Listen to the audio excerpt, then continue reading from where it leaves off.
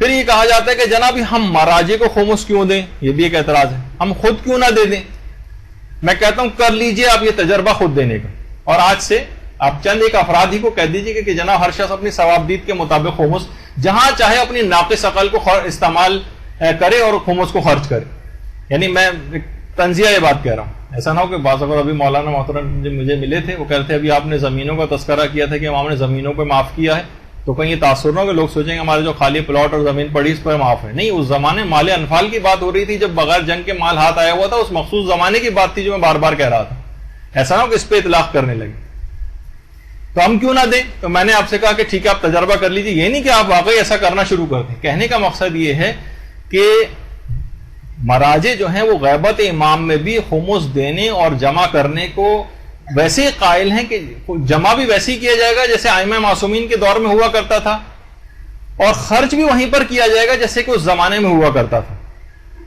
اور کیونکہ مجتہدین کے پاس ائمہ کی ولایت اور نیابت ثابت ہے، جیسے کہ آگے چل کر وہی جمع کریں گے، وہی اپنے وکلا کے ذریعے اور ان تمام مصارف میں ان کو خرچ کریں گے کہ جہاں پر خرچ سے امام راضی ہوں گے، اس بات کا یقین ہوتا. تو مجتہد عالم کی دیکھیے تقلید اسی وجہ سے تو کی جاتی ہے کہ وہ ان تمام چیزوں سے واقفیت رکھتا ہے کہ امام دین کے تمام شعبے، مصلحتیں، تبلیغات کہاں ان کی تبلیغات میں سب سے زیادہ واقف ہے، کہ وہ جانتا ہے کہاں اس کو خرچ کرنا چاہیے تاکہ آپ بری الذمہ ہو سکیں کہ آپ نے قرآن و حدیث کو سمجھنے والے سب سے بہترین آدمی کو کے حوالے اپنے پیسے کو کر دیا. اب آپ کو اطمینان ہوگا کہ آپ خود اگر ہر عام آدمی بھی اگر پیسے کو خرچ کرنے لگے گا تو کیا اس کو اطمینان ہوگا؟ مثلا بعض لوگ کہیں گے بھائی مصلحتاً یہ جو مہندی کی تقریب ہمارے گھر میں ہو رہی ہے، اتنے سارے مہمان آئیں گے، ہماری بڑی بے عزتی ہے، مومن کو بے عزتی سے بچانا یہ بھی ضروری ہے. تو اب سہم امام جو پتہ چلا مہندی کی تقریب پہ خرچ کیا جا رہا ہے. فاسق و فاجر جو طریقہ کار ہیں، فسق و فجور والے، وہ اس مہندی میں اور اسی میں مال امام خرچ ہو رہا ہے. بہت سے افراد کہیں گے بھائی ورزش بھی تو اسلامی حکم ہے، تو ہم فلاں جو ہے وہ ورزش کا جو ادارہ ہے وہ اس میں کھول رہے ہیں. ہم کرکٹ میچ جو ہے وہ اس پیسے سے کریں گے، کرکٹ میچ میں ورزش ہوتی ہے، ورزش عین اسلامی چیز ہے، لہذا سہم امام سے یہ والے سارے کام ہوں گے. ایک مرحوم کے ایصال ثواب کے لیے جو کرکٹ میچ کرایا گیا تھا میں اس سے بھی واقف ہوں. ایک مرحوم کے ایصال ثواب کے لیے کرکٹ کا نائٹ میچ تک کروایا گیا، اور یہ بعض اوقات اس طرح سے ہوتی ہیں چیزیں. تو مراجع زیادہ بہتر سمجھتے ہیں، اور یہی وجہ ہے کہ انہوں نے خمس کے سلسلے میں بدعنوانیوں کو روکنے کے لیے باقاعدہ رسید کا سلسلہ شروع کیا کہ جب تک آپ کے پاس کے یا نجف کے مین آفس کی رسید نہیں ہوگی جب تک خمس کاؤنٹ نہیں ہوگا.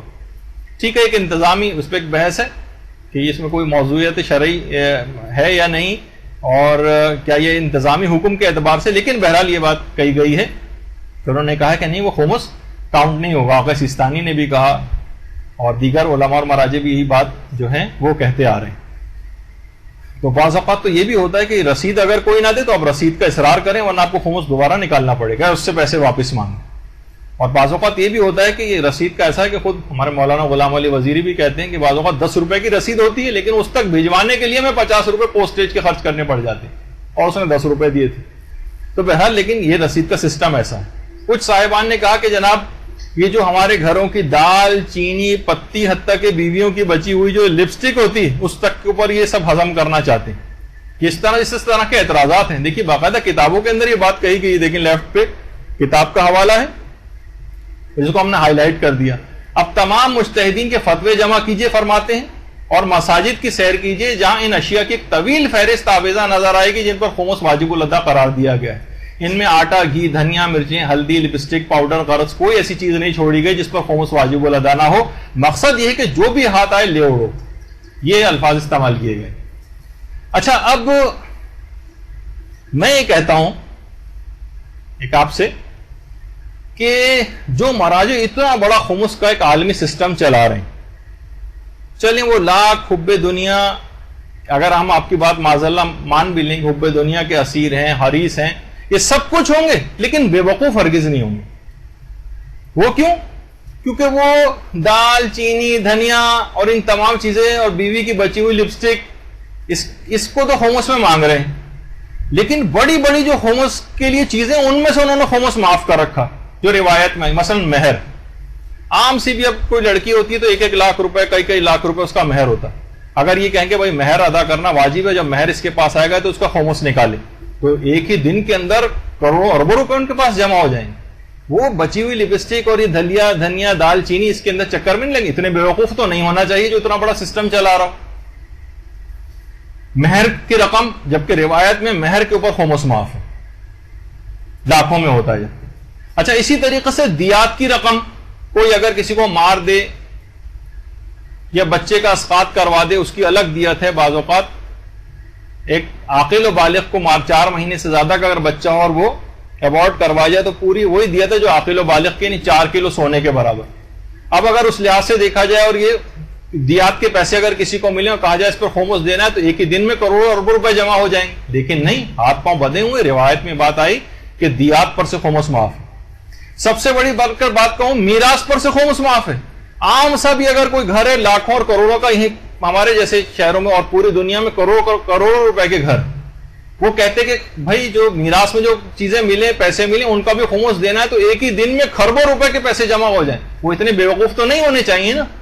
تو وہ کیا ہے کہ وہ اتنی چھوٹی چھوٹی چیزوں کو تو کہہ رہے ہیں کہ ان کا خمس دو اور بڑی بڑی چیزوں پر خمس معاف کر رکھا. اس کا مطلب ہے آپ لوگوں کے اندر سازشی اعتبار سے آپ کو بھی پتہ ہے کہ ان چیزوں پر معاف کیا ہوا ہے، لیکن آپ اپنی سازش کے تحت لوگوں کو مرضیت سے کاٹنا چاہتے ہیں. آپ ان تمام تبلیغات کو رکتے دیکھنا چاہتے ہیں، نیست و نابود دیکھنا چاہتے ہیں. اگر ہم یہی اعتراض کریں تو آپ کہیں گے کہ یہ اعتراض امام موسیٰ کاظم علیہ الصلوۃ والسلام پہ بھی جاتا ہے.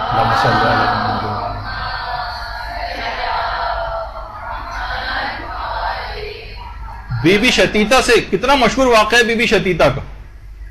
بی بی شتیتا سے امام معصوم نے خمس کو ریسیو کیا تھا. یہ بی بی شتیتا کا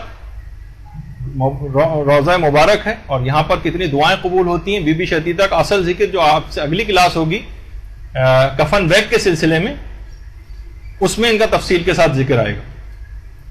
امام نے ان سے خمس میں کیا ریسیو کیا تھا؟ کپڑے کا ایک ٹکڑا اور 4 درہم. اتنی غریب تھی بی بی شتیتا کہ امام نے بعد میں الگ سے پیسے بھی ان کو بھجوائے تھے، لیکن وہ چیز ریسیو کی تھی. اور کیا کہا تھا؟ قرآن کی ایک آیت پڑھی تھی جو سورہ احزاب کی آیت نمبر 53 ہے، واللہ لا یستحی من الحق. اللہ کو حق سے لینے میں کوئی شرم نہیں، اللہ حق بات کے سلسلے میں کوئی شرم محسوس نہیں کرتا. یعنی اگر تو یہ مجتہدین کو کوئی شرم نہیں، آپ ان پہ لاکھ طنز کرتے رہیں، لپسٹک کے جو ہے وہ آپ طنز کرتے رہیں، دھنیا پودینہ اور اس طرح کی چیزوں کی باتیں لے کر آتے رہیں کہ یہ جو چیز آئے لے اڑو، تو معاذ اللہ یہ والا اعتراض امام موسیٰ کاظم پہ بھی جاتا. 4 درہم اور ایک کپڑے کا ایک ٹکڑا لیا تھا اس سے کہ بعد میں امداد تک کرنی پڑ گئی تھی، لیکن امام نے کہا اس میں کوئی شرم محسوس نہیں ہوتی ان چیزوں کے اندر. تو بہرحال یہ تمام چیزیں دیکھیے، یہ اس طرح سے لوگوں کو بہکا رہے ہیں.